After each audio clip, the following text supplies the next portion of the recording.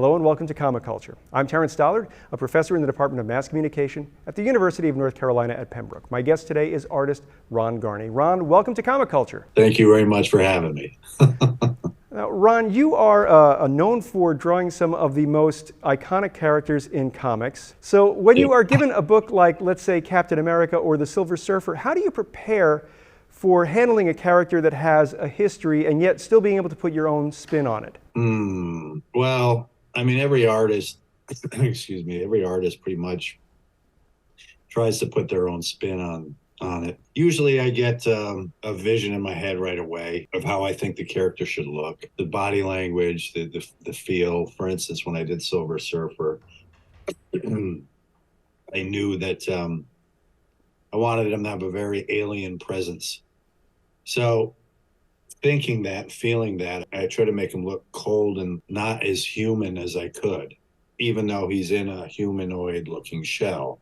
So it's all about the feel, the eyes, the movement, the stare, the body language, things like that. So that's what I think about when I'm doing a character. Like with the Hulk, it was just a raging mass, a fun green monster to draw, So, I mean, everything is just, every muscle is delineated and, flexing and bubbling, Because when you think of the Hulk, you want to transfer all of what he represents in the body language. So that's pretty much where I go with mentally with it. With Captain America, for instance, I always had his chin up, very majestic, always chose a lot of upshots to show a sort of regal nature to him, everything he stood for, patriotic, looking up at him, with light behind him, always make it look like there are iconic moments with the character, So basically you just try to feel what the character is. There are characters that I've done where I didn't feel that right away, and it took me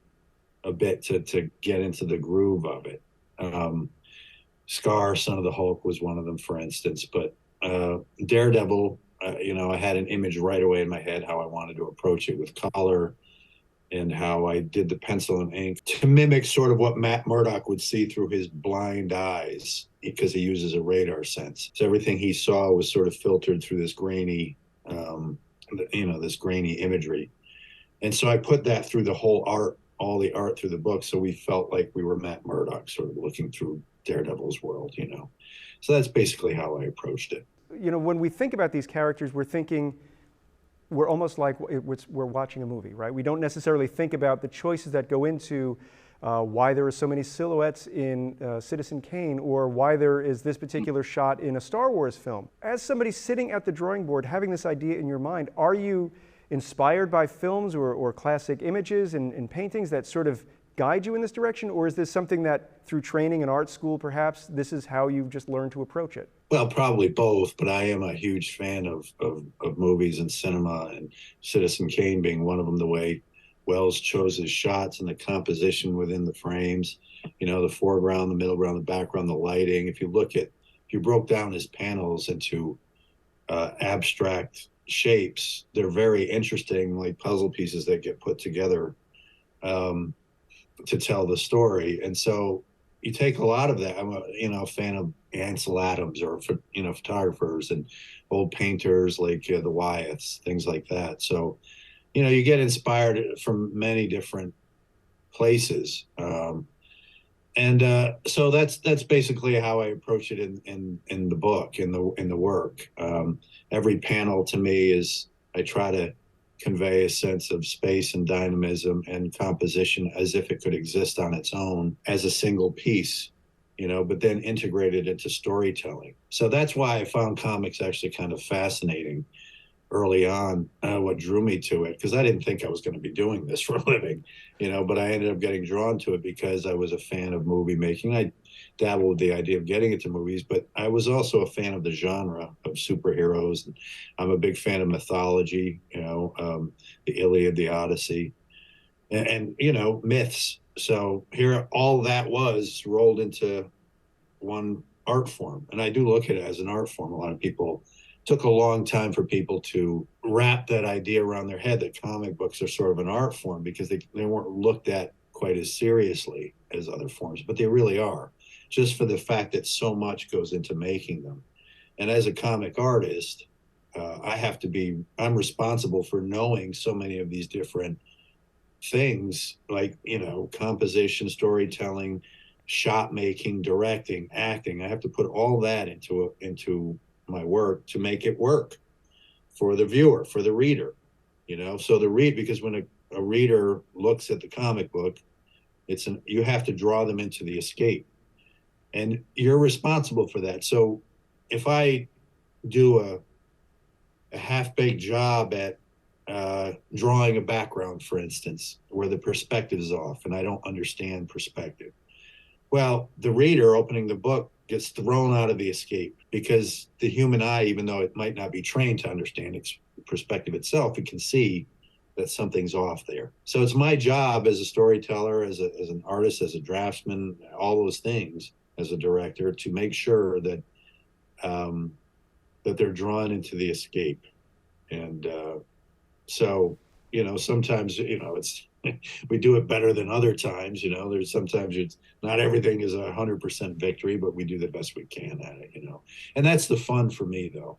And I get to go on these little adventures in the books, and I'm doing a story right now with Keanu and Matt, Genghis Khan. So I get to go and research and delve into that history and look up the costuming, and it's a lot of work, but it's an escape for me. And because it is for me, I know it will be for the viewer. It's interesting because you are, in fact, a scholar. You're putting yourself through this scholarship every month, trying to find out the right period, how everyone would dress, or what the style of glasses would be, or something like that. And I think back to the classics, the giants like John Buscema, who would be able to switch between Conan and go into the Avengers, where they're fighting the Krees and the Skrulls, and have this whole vocabulary that goes from sword and sorcery to high science fiction to people sitting at a table eating dinner. So when you're sitting at the drawing board and you get those quiet moments, how do you approach them versus the larger moments that might be a bit more explosive, but the quiet moments might have just as much impact? It's just up to you. I think the quieter moments really, well, it all depends on composition. I think with the action-packed moments, I tend to have a kinetic nature to my work anyway. I'm very restless, well, if you look at like that, for instance, the way it's rendered is very fast and kinetic. And I think that comes through in my action sequences quite a bit. I tend to throw bodies, and I go to the extreme with the physicality of what's going on in the action moments. As far as the quiet moments, that depends a lot on how far back you put the camera, how close, how far back, and the shadowing and the composition around it. And that's where a lot of the body language, because obviously the quiet moments depend a lot on, maybe what's being said in those quiet moments. So you have to really try to put your feeling into it.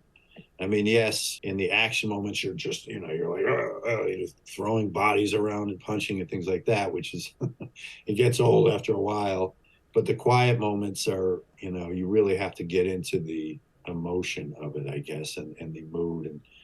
And I think that's what Citizen Kane was so good about Citizen Kane, those moments. So, and how the composition worked to elicit a feeling, and I have to do that as well.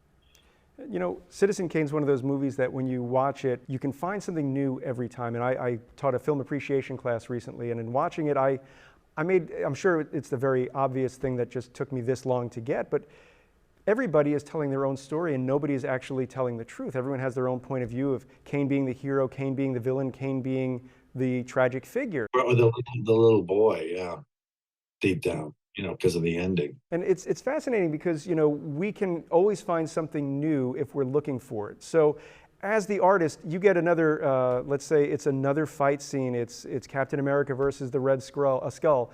How do you keep that fresh? I think John Romita Jr. said he always tries to draw something different every time he's drawing it. And I think that's a big challenge. So how do you keep it fresh for yourself so that way you are, able to make the audience stay involved? Yeah, that's a tough question to answer, because a lot of it depends on what I'm reading, in the script. I mean, the script, it's a lot of it's dependent on that. I just finished some panels with Khan and his army invading a Bulgar encampment and just destroying all these Bulgars to get to, they come across BRZRKR Unite, that's his name in the book. And, I chose a shot from left to right that was a direct, no angle on it, just direct movement of bodies flying and swords and horses, so that I went through all this kinetic sort of stuff to get to the other end of the panel into the next panel. And sometimes I do things like that. I'll just play with the angle, to get the point across. Sometimes to me, doing the action shot is just the most direct punch in your face. If you try to be too clever with it, it can fall short of the effect you're going for. So on that particular panel, I just went straight in where you were just in the middle of it. You'll see a spear coming in the foreground, with nothing so attached to it, maybe a hand, or something, just to show that you're right in the center of the action. And that's pretty much how I approach the action shots. I mean, but it's also, again, compositionally, I'll tend to use masses of figures in a pleasing shape. Even though there's a lot of figures, if you were to break it down abstractly, it would be a pleasing abstract shape of figures, all connected. And I get some of that from, I look at even photos of ballet, for instance, and how the figure, the male and female forms connect to each other, and the sculptors and how they do that. There's, some amazing figure dynamics going on there. So I look at all these things to try to find something interesting in the figure. I'm always trying to do different figures and not be too repetitive with them. It's difficult, because you can really get into a template over time. And I don't want to do that. Again, I'm a restless spirit. So when you start doing that, it takes away from the adventure of the work. I don't mean just the adventure of the story, but the adventure and the exploration of trying to figure out something new with a figure. Oh, how can I make this hand come out differently than I normally do? Or let me choose a shot from underneath that I don't normally do, So all these things go into it as you're working it out, and a lot of it depends on what you're reading. So this is the type of stuff I love talking to artists about, because I think the casual fan of comics is looking at the page and enjoying the story and not thinking about the storytelling aspect, the co-authorship that an artist has. And I know a lot of trades come out now, and it's labeling the writer of the comic over the artist, when it's a team. As somebody who's getting a script and interpreting it for the actual audience to be able to read it, how do you sort of work within what the writer is looking for versus what is going to work best on the page? Well, I just do it. I don't, sometimes I'll ask a question or two. I mean, I've had a couple of, not too many, I really have never had, up until I got to work with Keanu and Matt, did I really experience much of any sort of discord over what I had drawn versus what they wrote in the script. The one thing I'm very cognizant of or conscious of doing is making sure everything they put in there in the script is on the page to my best ability. I mean, because I feel like it's a disservice to the story and to the writer himself. I respect the writer. It's his craft, and they have to respect my craft, and so that's where, I feel like I don't want to do that disservice to the writer. So I make sure the information is there. I've seen artists who leave whole things out of scripts that they've gotten, and it's just not right, and it's not fair to the craft, to the writer, and to yourself. If you're going to do this, if this is what you do, then you need to do it what's required of you, and don't try to cut corners because it's you just feel like it's not cool enough to draw those backgrounds. You can't do that. You have to be true to the form, and true to the writer, and true to the craft. That said, there are times when there are things, I went through that with the Genghis Khan story.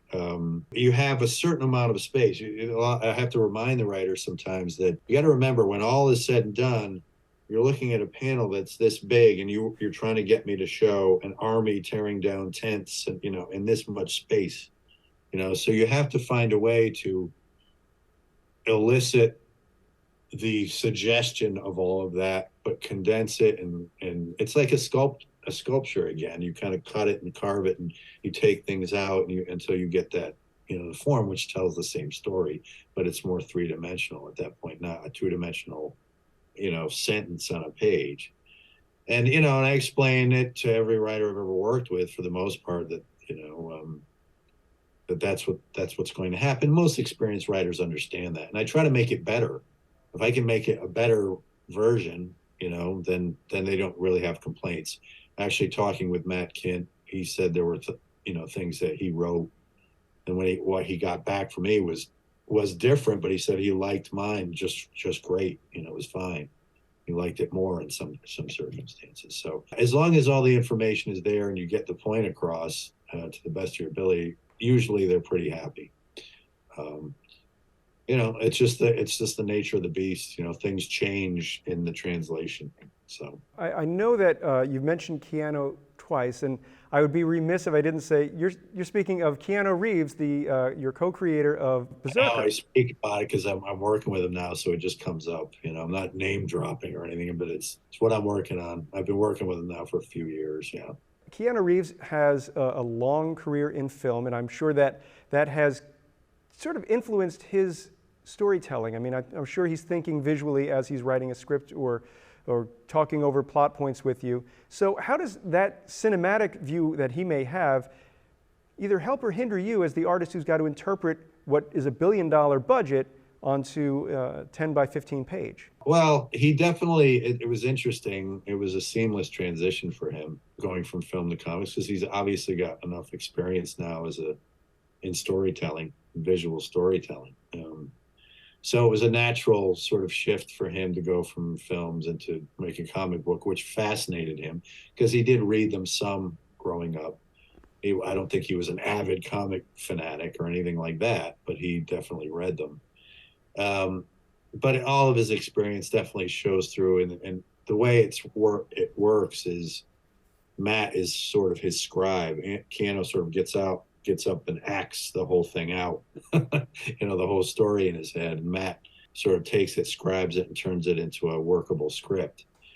So again, there's been moments where I've had a disagreement or two about a couple things, and and Keanu and I sat down and I showed him what I was thinking, and then there was one or two times where I agreed with them, versus what I had put down, and then there was a couple times where it was the reverse. So it's a work in process always. There's no secret. It's just hard work, like anything else. There's no mystery channel that's going to get you there. It's just experience.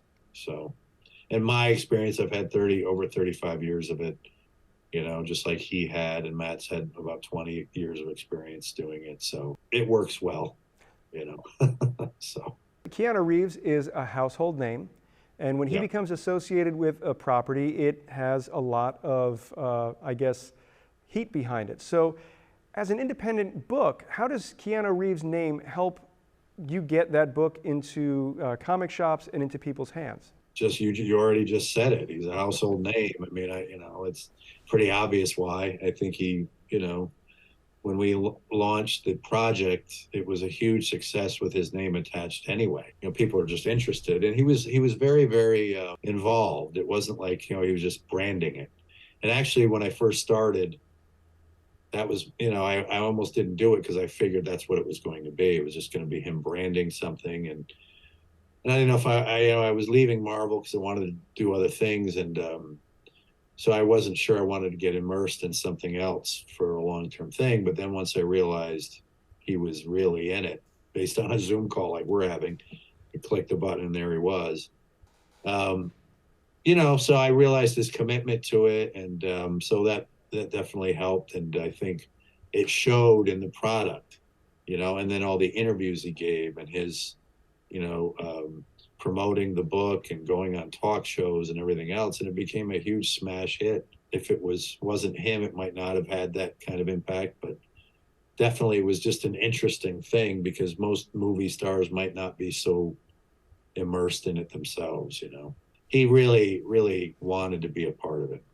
And that's, I give him all the credit in the world for that. Comics are sort of the, like we talked about before, they were not a respected art form for a very long time. And now we start to see, thanks to either the Marvel Cinematic Universe or Sam Raimi's Spider-Man films, comics are an endless source of ideas for Hollywood. So, you know, when somebody from Hollywood kind of dips their toe into it, it's I guess kind of like redoing the bathwater. I don't know how this analogy would work. I'm not very good at analogies, Ron. I know what you mean. You basically say, how do you reinterpret this, you know, the same exact story? I think, and well, yeah. I mean, I think Hollywood is a business ultimately, and I think once the bean counters figured out, oh, we don't have to pay all kinds of writers. We've got all these stories right here. You know, I mean, you know, it's all right there, and the canon and the lore and the, you know, everything is there for them to strip mine it. I think they probably went a little overboard with the Marvel movies. You know, they went too far. You know, what they don't learn is the fine art of less is more at times. You know, it's, you know, but they see the money come in, and the money, and once that takes over, then the art form kind of dissolves in it, and that's the mistake that's always made. And so now the Marvel movies are becoming everything that was great from 2010 to 2020, and now they're kind of being looked at as passe, you know, because they overdid it. And you know, but it was a good decade's work. Well, actually, even longer. I mean, you know, since Spider-Man was 20 something years ago, and started out with Blade and X-Men movies, so a long run. But I think they really started peaking in the mid 2010s, you know, with the Avengers Infinity War and all that. I don't see it changing anytime soon. The only thing I think, you know, might change is the variety of stories you can tell in a comic book. Take Unforgiven, for instance. Like, you don't see Westerns in comics anymore too much, but how great would it be to have an Unforgiven level story drawn in a comic book for a story, you know, things like that. And I think the companies, though, have to be brave enough to spend the money and you know, if they have it, to promote those kinds of other stories. You know, there are romance novels and Westerns and action and sci-fi, you know, all kinds of different genres. And I just think it's about being brave enough to explore all those different genres. When you talk to people, or at least when I speak to people, they generally think of comics as a genre, not as a medium to tell stories. And there's a lot of different ways that you can use, you know, 4 colors, pen and ink on paper to tell a story of any type. It could be Shakespearean, it could be sci-fi, it could be 2 people eating dinner. Right. You know, so as you are looking at books that you might want to pursue, I know a lot of writers will say, I ask the artist what they like to draw. So when you're looking for a new project, are you looking for things that you like to draw, or are you looking for things that are going to be a challenge that maybe you didn't think you'd like to draw? More the challenge for me. I know there are some artists who just like to draw. I'm not, I'm sort of in the middle of it. For me, I'm more of a storyteller, I think. I think the drawing is a means to an end.